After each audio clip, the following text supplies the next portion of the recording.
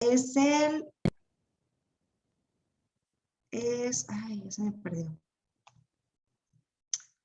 A partir del 18 de octubre. O sea que vamos a tener nada más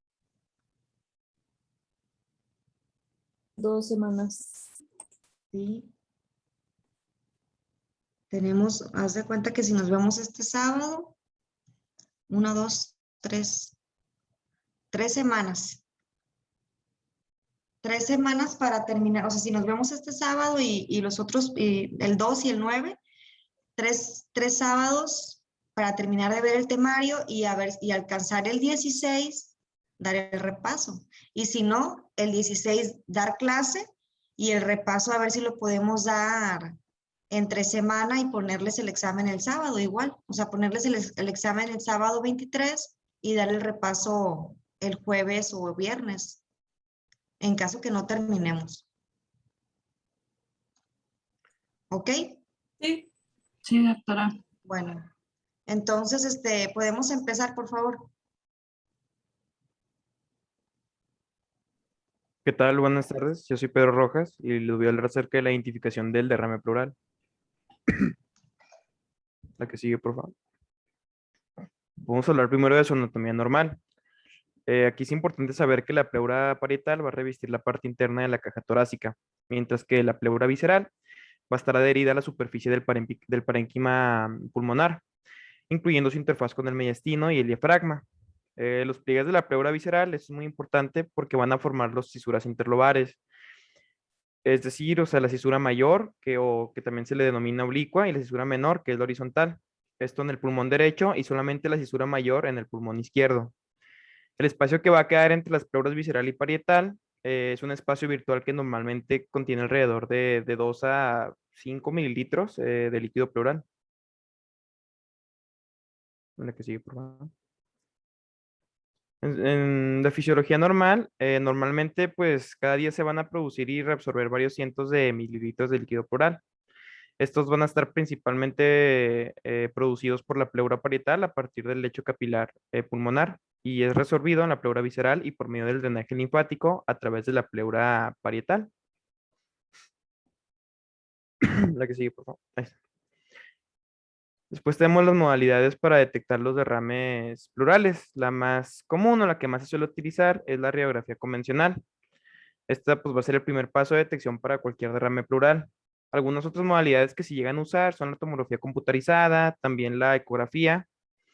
La tomografía computarizada y la ecografía son técnicas que van a ser sensibles para detectar pequeñas cantidades de líquido nada más. La tomografía computarizada es superior para evaluar la enfermedad que subyace en los derrames pleurales o cuando el derrame produce una opacificación completa del hemitórax. Y pues la ecografía resulta especialmente útil, sobre todo para guiar una intervención quirúrgica para evaluar el líquido, perdón, para evacuar el líquido pleural. La que sigue, por favor. Pues aquí tenemos un cuadrito sacado del libro que nos habla acerca de los derrames pleurales. Por ejemplo, aquí tenemos la causa, exceso de formación de líquido. Como ejemplo, tenemos insuficiencia cardíaca congestiva, hipoproteinemia, derrames paraneumónicos y reacciones de la hipersensibilidad. Aquí también tenemos como causa una disminución de la reabsorción de líquido. Como ejemplos tenemos el bloqueo linfagítico por un tumor, elevación de la presión venosa central y disminución de la presión intrapleural. Aquí otro ejemplo es el transporte desde la cavidad peritoneal y como ejemplo tenemos la citis. ¿Sí? Bueno, aquí es importante porque vamos a hablar de su clasificación. Los derrames pleurales también tienen una manera de clasificarse. Estos se van a clasificar como en exudados y trasudados, como los estamos viendo. Esto se debe dependiendo su contenido en proteínas y según sus concentraciones de lactato de deshidrogenasa. Los trasudados tienden a formarse cuando hay un incremento de la presión hidrostática capilar o una disminución de la presión osmótica. Esto ocurre en algunas situaciones como la siguiente, por ejemplo, en la insuficiencia cardíaca congestiva, principalmente la del corazón izquierdo, en la hipoalbuminemia, en la cirrosis y en el síndrome nefrótico. Los exudados suelen ser de origen pues, ya inflamatorio. La causa más frecuente del derrame pleural exudativo es la existencia de algún tumor maligno. La que sigue. Después hablemos de la especificidad de la lateralización de los derrames plurales.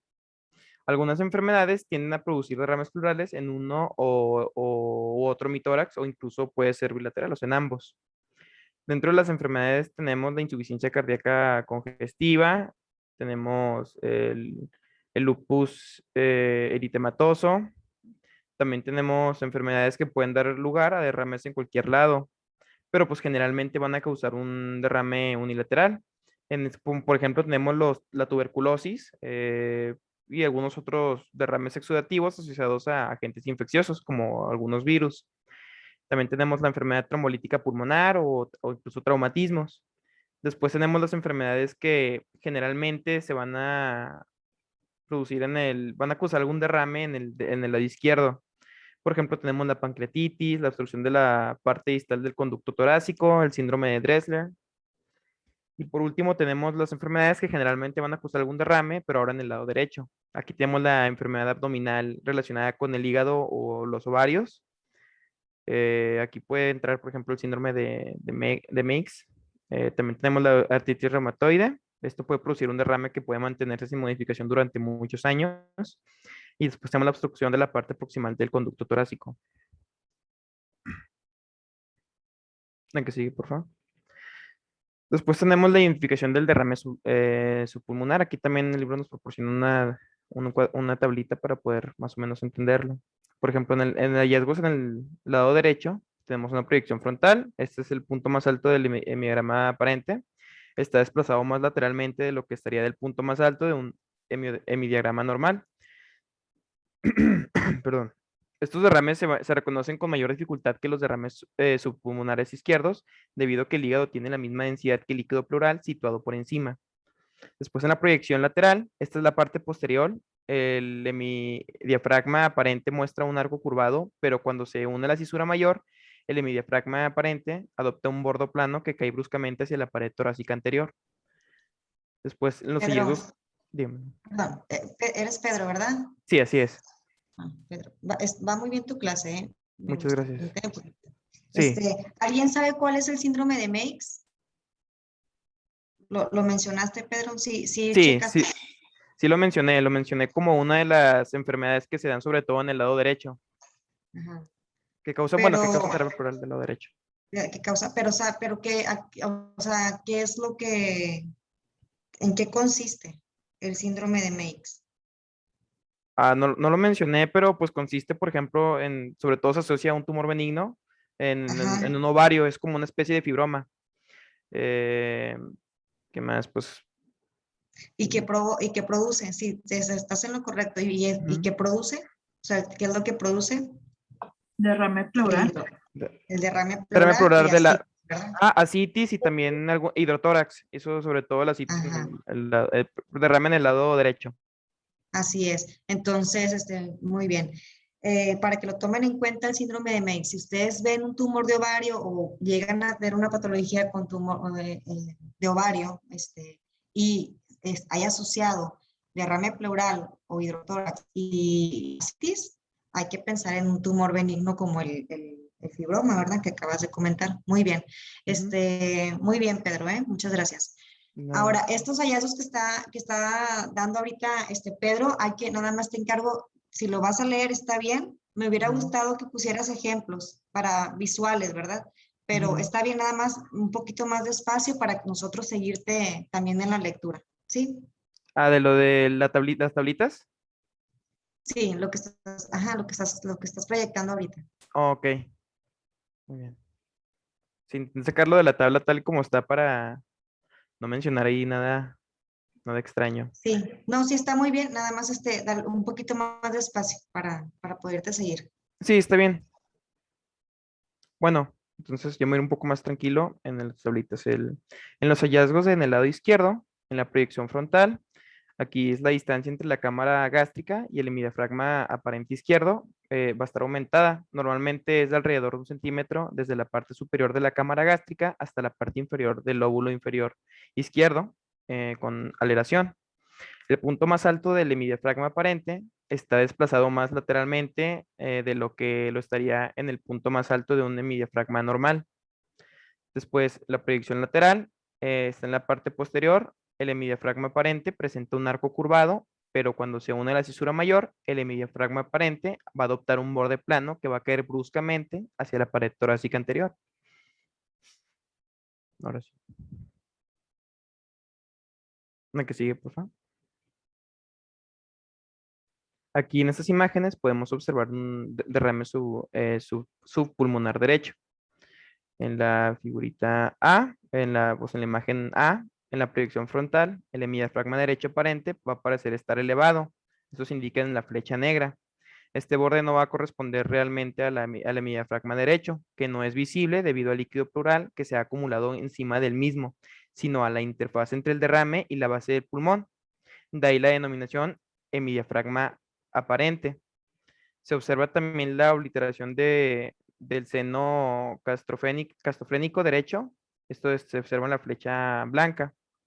En la figura B, en la proyección lateral, se va a observar la obliteración del seno costofrénico posterior. Esto está indicado con una flecha blanca. El hemidiafragma aparente está redondeado en la parte posterior, pero después cambia su camino cuando el derrame establece una interfaz con la cisura mayor del lado derecho. Esto se indica en una flecha negra en la figura B. Ok, aquí, devuélvete por favor, Pedro. Sí. Señálame por favor, bueno, ¿cuántos senos tenemos o ángulos? Ya mencionaste el costofrénico y el otro. El costofrénico, el hemidiafragma derecho. ¿Qué más? Es que A ver, no lo estoy alguien, compartiendo. sí, alguien que le ayude, es el ángulo o seno costofrénico.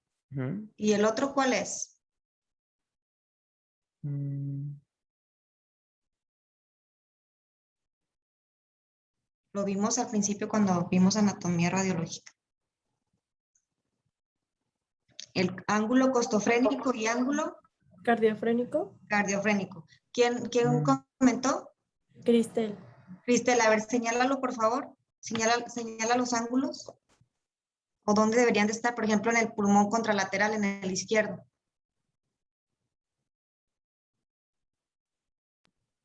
Ay, pero es que no sé cómo se señala. Bueno, Pedro, tú que estás exponiendo, a ver, señálanos cuál es el ángulo costofrénico o dónde debe de estar o dónde lo vamos a ver y Ah, es dónde que está el cardiofrénico. sí, es lo que le estoy tratando de decir, es que como yo no estoy compartiendo la pantalla, me están Ah, ok. apoyando a compartirla, no puedo Y por eso directamente yo señalar. también decía que no podía.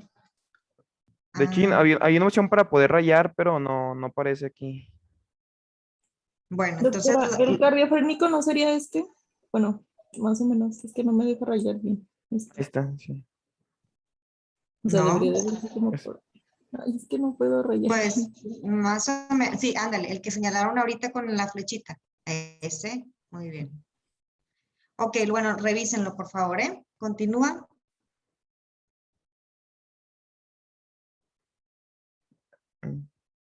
Después podemos observar un derrame subpulmonar izquierdo. En la imagen con letra A, en la proyección frontal, hay más de 1 centímetro de distancia entre el aire del estómago y el hemidiafragma izquierdo aparente. Esto está señalado con una flecha negra doble. El borde entre el pulmón aireado y la flecha blanca discontinua no representa el hemidiafragma izquierdo real, no visible debido al líquido pleural que se va a acumular por encima, sino a la interfaz entre el derrame y la base del pulmón. También hay una obliteración del seno costofrénico izquierdo, que se indica con una flecha blanca continua en ambas proyecciones.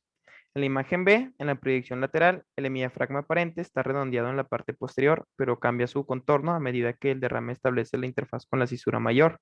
Esto se indica con una flecha negra continua.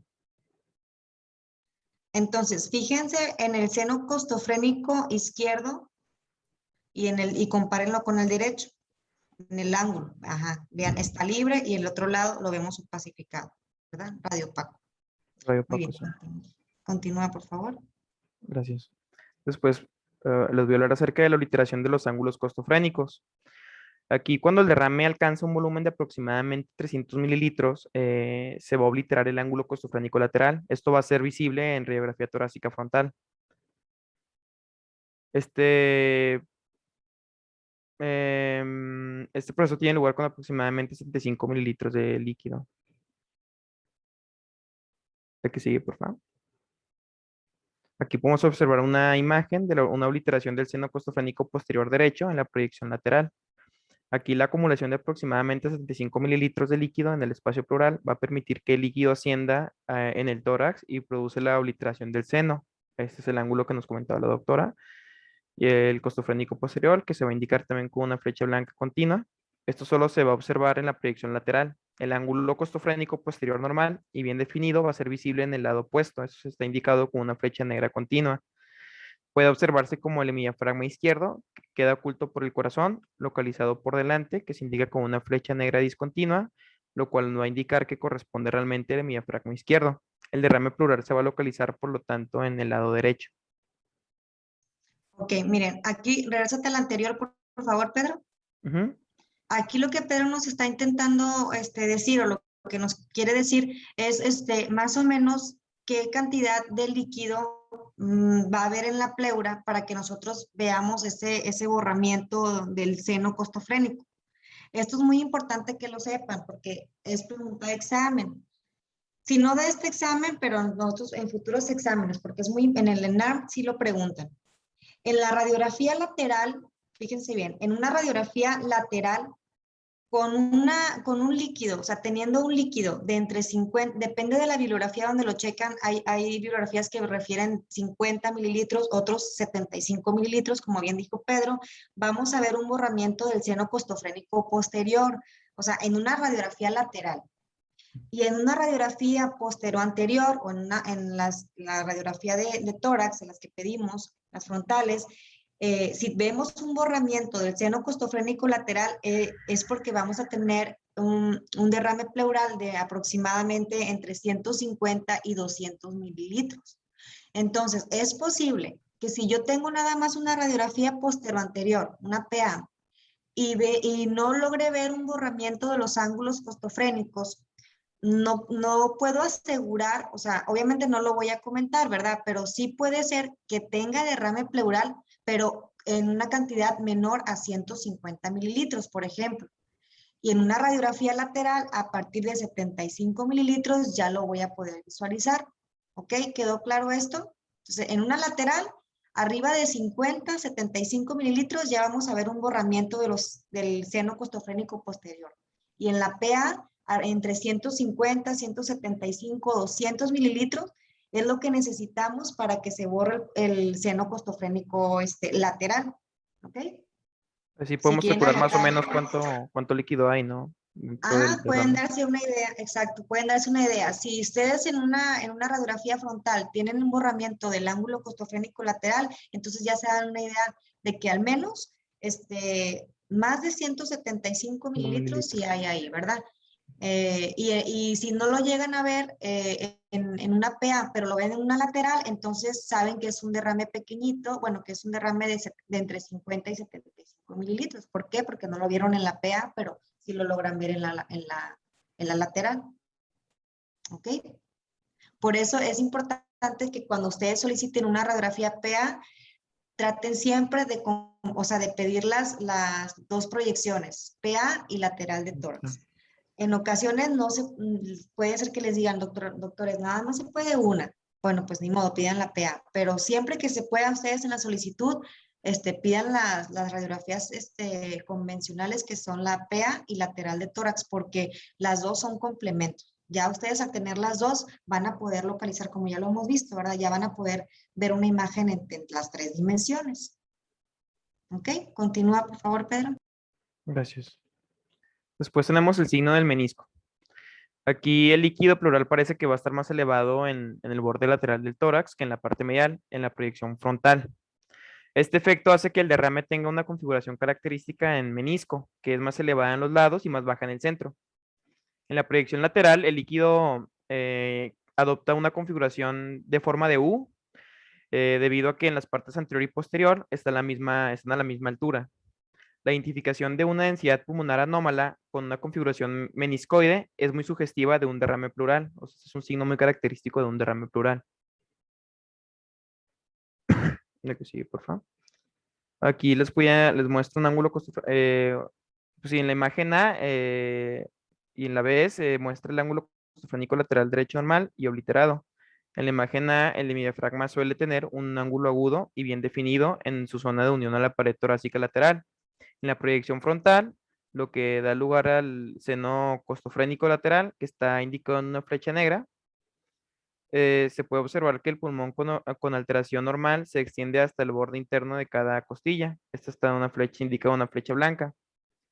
En la imagen B, cuando un derrame alcanza un volumen de aproximadamente 300 mililitros, el seno costofrénico lateral va a perder su angulación aguda y aparece obliterado. Eso está indicado en una flecha negra.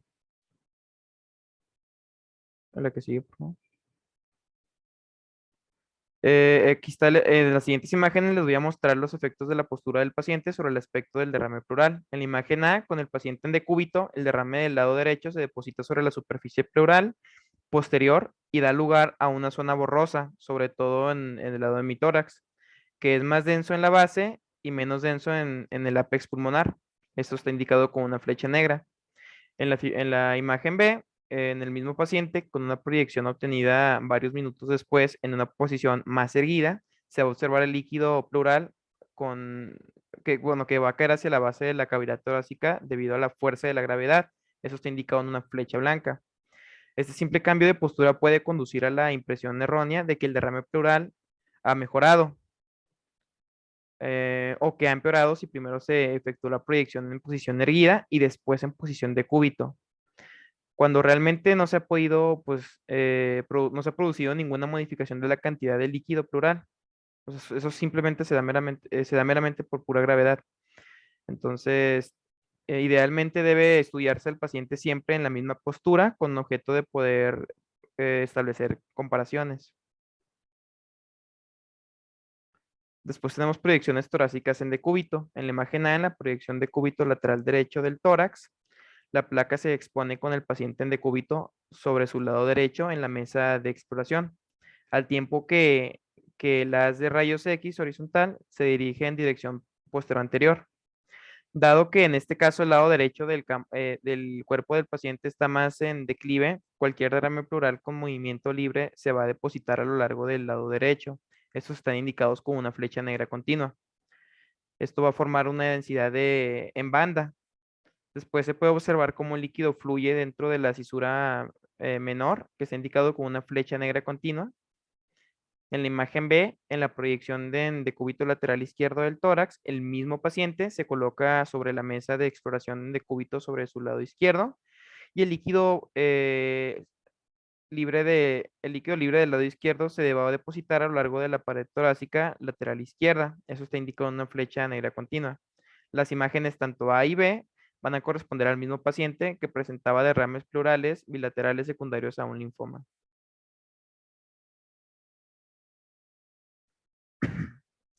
Las proyecciones tomadas en decúbito del tórax pueden mostrar derrames de tan solo entre 15 y 20 mililitros, pero la tomografía computarizada torácica ha sustituido casi por completo a las proyecciones en decúbitos para la detección de los derrames pleurales de volumen muy pequeño.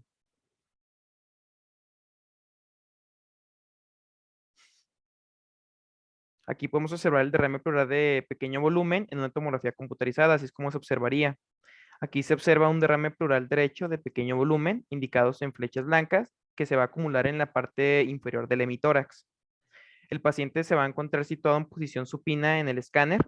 Este derrame probablemente no podría ser visible en radiografía torácica convencional porque estaría oculto por el hígado, en la proyección frontal y en la columna y en la proyección lateral. Ahí, regrésate por favor, Pedro. Perla de la Cruz. Sí, doctora. Estamos viendo qué estudio.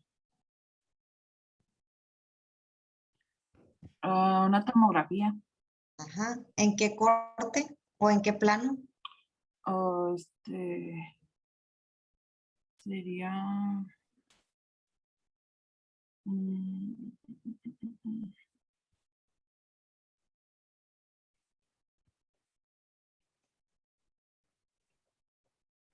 no me acuerdo del nombre. A ver, alguien que le ayude a Perla. Axial. Axial. Sí. Ajá, Fernanda, ¿verdad? Sí, Sí, axial. ¿En qué ventana, Fernanda?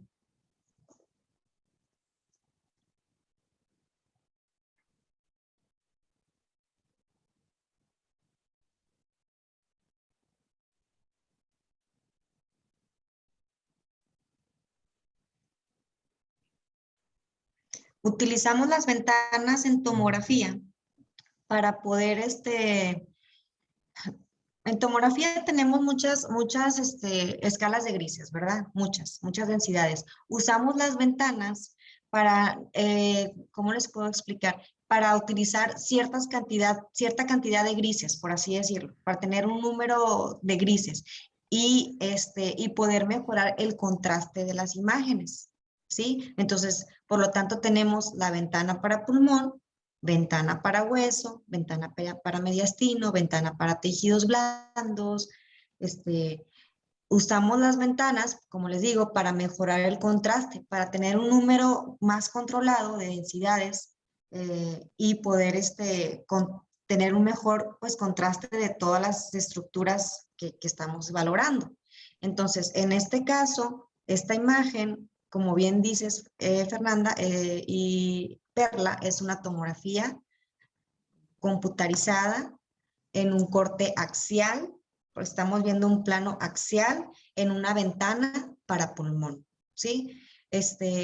Para la siguiente clase, por favor, vamos a darle una repasada a las ventanas en tomografía, nada más para que cuando pongan una tomografía, la comenten así tal cual. Es una tomografía computarizada en un corte axial. Hay que darle una repasada a los planos otra vez, Perla, en corte axial, en ventana para tal, y vemos estos hallazgos. Entonces ya comenten, aunque no lo comenten en el pie de página, ustedes hagan ese ejercicio para que cuando estén ante estos estudios no les parezcan, o sea, sepan lo que están viendo, ¿verdad?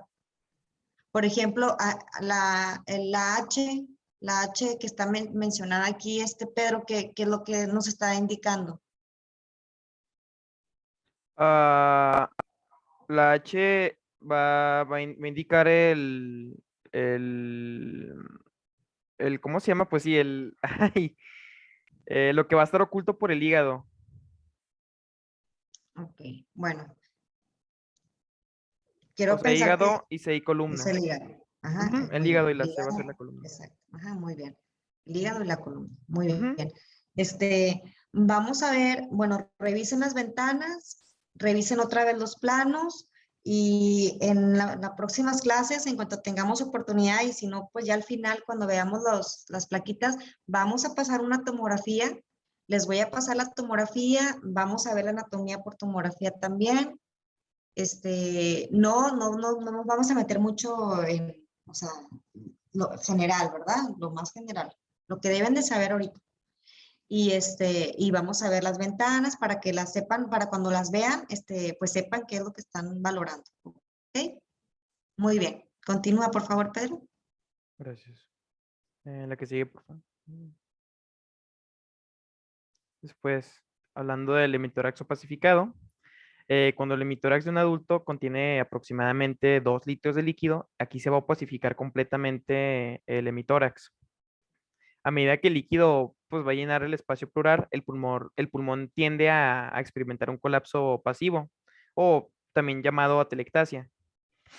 Los derrames de gran volumen van a ser suficientemente opacos en las radiografías torácicas convencionales, como pues poder enmascarar cualquier enfermedad presente en el pulmón que lo rodea. La tomografía computarizada, como ya lo habíamos ahorita visto, va a ser la modalidad más utilizada para poder visualizar el pulmón subyacente. Esto que se va a encontrar pues oculto en derrámenes de gran volumen. La que sigue, por favor. Dentro de los derrames loculados, las Pero, adherencias, sí. discúlpame por interrumpirte tanto. Regrésate al No, no anterior. se preocupe. Es que quiero que aprovechemos todas las plaquitas que estamos viendo. ¿Qué Ujú. es lo que está señalado con la flecha negra? Lo que está en la flecha negra, Ajá, la continua. se puede observar el, eso no es el ápex, ¿verdad? del pulmón, no. ¿Qué es lo que, la flecha negra, lo acabas de Ajá. comentar, ¿qué es lo qué dice el pie de página? ¿Qué es lo que señala la flecha negra? Ah, caray. Ay, no tengo el libro en la mano. Tórax izquierdo. ¿Cómo? El hemitórax izquierdo. La flecha negra, la primera, la continua, la que está más superior. Sí, la de más arriba. Está señalando ahí una imagen tubular, hipodensa,